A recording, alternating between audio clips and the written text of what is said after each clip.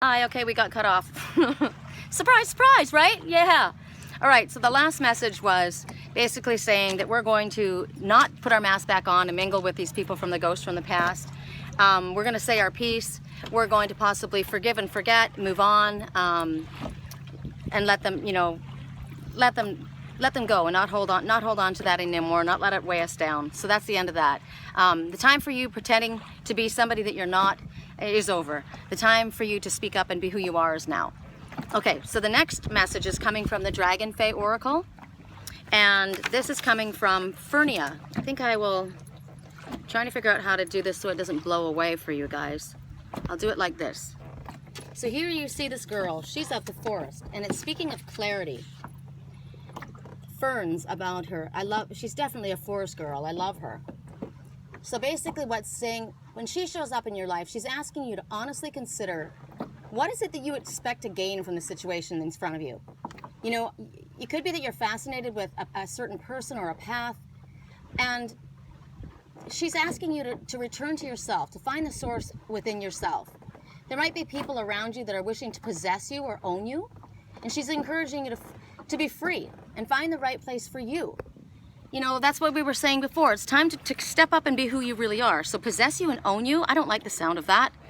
Who's trying to possess you and own you? No one can be owned. She's asking you to seek independence. She's asking you to flourish in the right place for you. She wants you to be like this fern in a beautiful climate of emotion and spirituality, and be where you are going to flourish. I was just talking about a plant, a certain plant. Gosh, why can't I never remember what it's? Hibiscus, a hothouse flower. Hibiscus don't grow well in the cold weather, and they don't grow well in the heat. They have to be in a temperate climate, the right conditions. But when they're in the right conditions, they will flourish. They will bloom beautifully. So that's what she's asking you to do. She wants you to be in a condition, in a place where you will bloom, where you will flourish. She's asking you to seek your independence and say what's not right for you and be clear about it. She asks you to do it in gentle, loving ways. You don't have to beat people up with it. That's why, don't beat it is what I got, right? But she wants you to definitely seek a place where you can drink from the own pools of your own emotion and your own spirituality. She's coming forward to shelter you, and she's shielding you.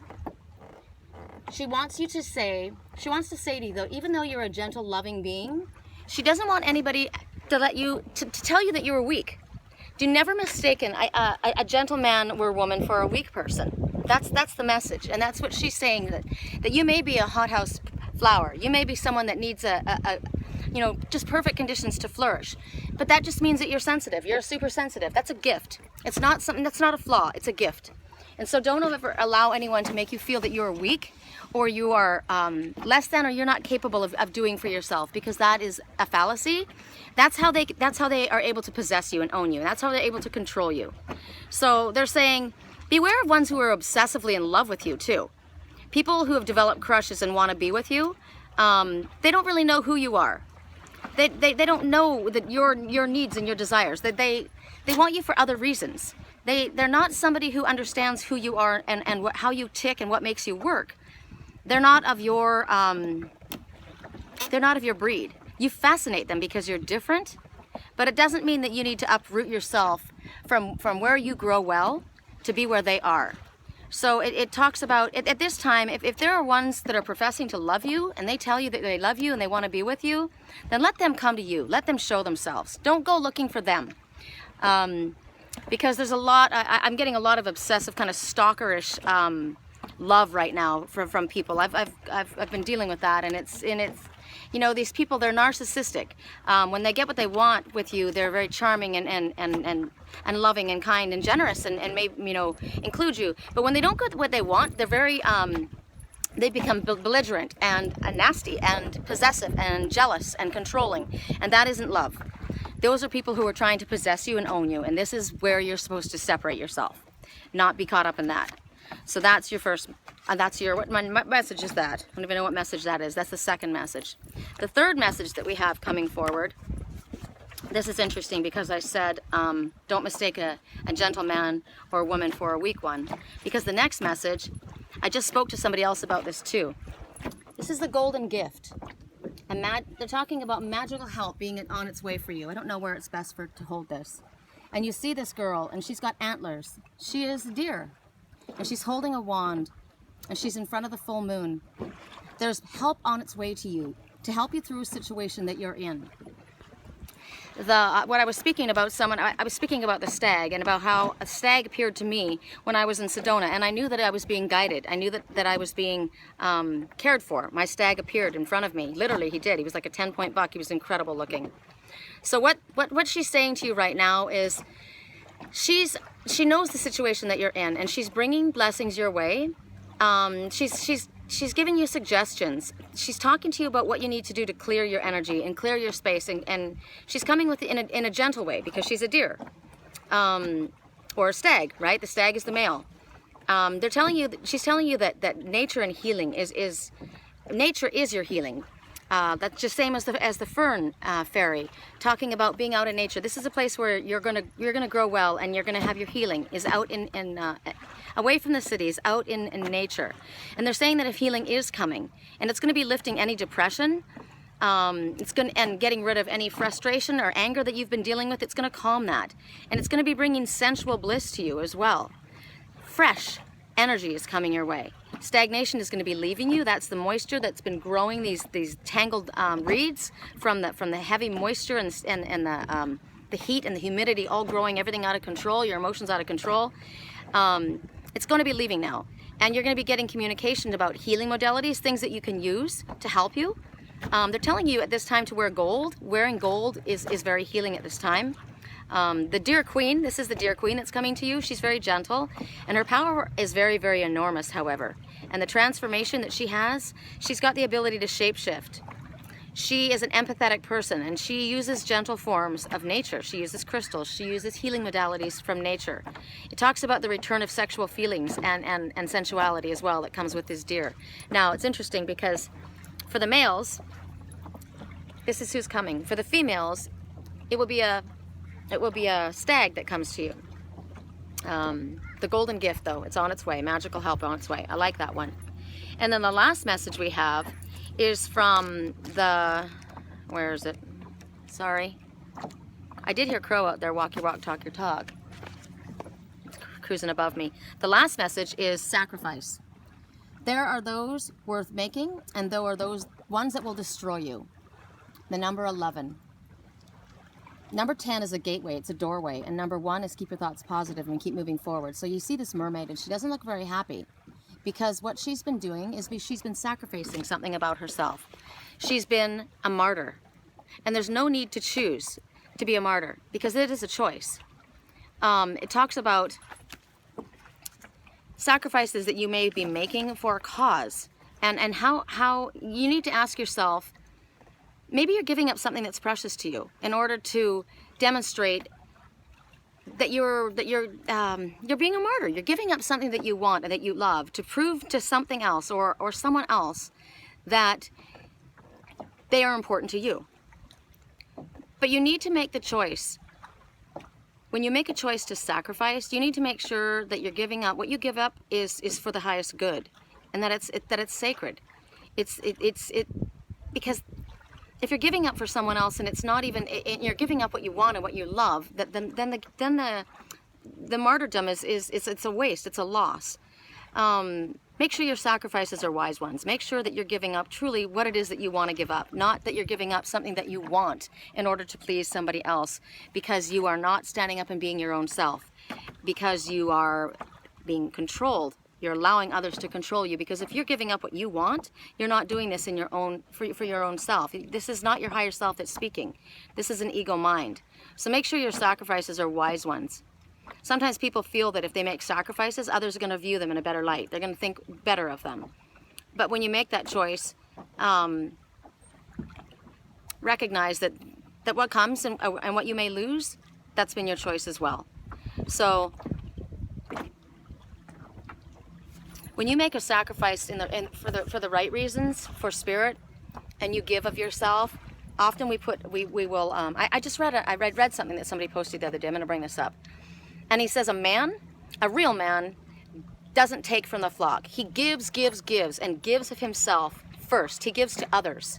He doesn't take from the flock. And I thought, I give to myself all the time. But there comes a time where you need to say to the universe, it's time for me too. We can't give, and you can't give to others all the time. You can't put others before you all the time. That's not what you're supposed to do. There comes a time that you need to also be giving to yourself, and religion does this. That's why I have an issue with this. You know, religion it gets things out of whack. There has to be a balance. There's a balance of give and take. You can't be giving, and when you because you deplete yourself, and then you're broken, and you've got nothing left to give, and you've got nothing left for you. And you know, there are some people and some situations and some organizations and some type of I can't even think of the word. Entity keeps wanting to come to me because it's like a glomming on. It's a situation where it's a bottomless well. It's a well that can never be satiated. There are people that take and take and take, and they will never ever be satisfied because they don't want to do their work. They just want to ride on the coattails of others. They want the others to be the workhorse, and they want to take from them constantly, and they will never be satisfied. You will never be able to win their approval. If that's what you think you're doing, you will never be able to win their approval because they will never be happy. They will never be satisfied. They want more and more and more. So that person that said, give of yourself, give, that is the person who's taking. That is somebody who has got people working for them, mules, workhorses. I've been Cinderella my whole life. My mom even called me Rendersella. Fairy Sherry, the cleaning fairy. You know, I drove by a mobile pet grooming. I drove by it. It said Sherry's Mobile Paw Spa. And then right before that, I saw Sherry's Housekeeping. And what's interesting is it spelled it in the way I spell my name, S-H-E-R-R-I. Nobody ever gets my name spelled right, but they spelled it right then because Spirit was trying to give me a message. You need to stop doing everybody else's work for them, Sherry. You need to let them do their work. You are not their slave. You are not their workhorse. If you want to give to somebody out of generosity, that's fine, but make sure that you're giving to people who are appreciating what you're giving, not from people who are constantly going to take, who have taken their entire lives and are continue to take. There are sadly people who are lying, manipulative people that they glom onto you. They try to control you. They try to possess you and own you. And the sad thing is you've allowed it, and it comes from conditioning from childhood. So we need to wake up. That's why I saw the message. It did come from childhood for me. I did it because I was conditioned to do it. I was the one that was the fixer in my family, and I've grown up being the fixer. There's nothing wrong with being a fixer. There's nothing wrong with being a healer and a helper, but there needs to be a balance. You run yourself into the ground, and you need to recognize who appreciates you and who does not. And if you are giving, are you getting anything back from this? And it isn't about giving to get. No, that's not what I'm saying. I'm just saying there has to be a balance. You can't run yourselves into the ground for people who don't even care and who don't appreciate it. So those are your messages, and I can't believe we're still going. So I'm going to say, if you'd like any help with readings, personal readings, my website is www.thewhispersofangels.com. I'm on Angels Whisper Sherry Columbus. I'm on LinkedIn, Google+, and Twitter as Sherry Columbus as well. My email is sherrycolumbus@yahoo.com. You need that for my website. It'll take you to my PayPal, and that's the email that you use. So I do dream analysis. I do long-distance Reiki healing. I'm a life coach. I do energetic housekeeping. I do. In my dreams, I literally go into people's homes, and I find the psychic debris, and I find what needs to be fixed, and I take it away, I take the energy and clear it out. So those are the things that I'm available for. If you would like to subscribe on YouTube, where all these videos go, that's where I'm at as well. You'll get notification of these videos when they're finished, and you won't have to go looking for them. So that's it. We got it all done in just 2. Woo! I'll let you guys take one look around again before I leave. This is where we're at. Ooh, all the ducks have left. They've left. Oh, the water is cooler. It's starting to be, it's very, very warm today, but the water is cool. So definitely fall is in its way.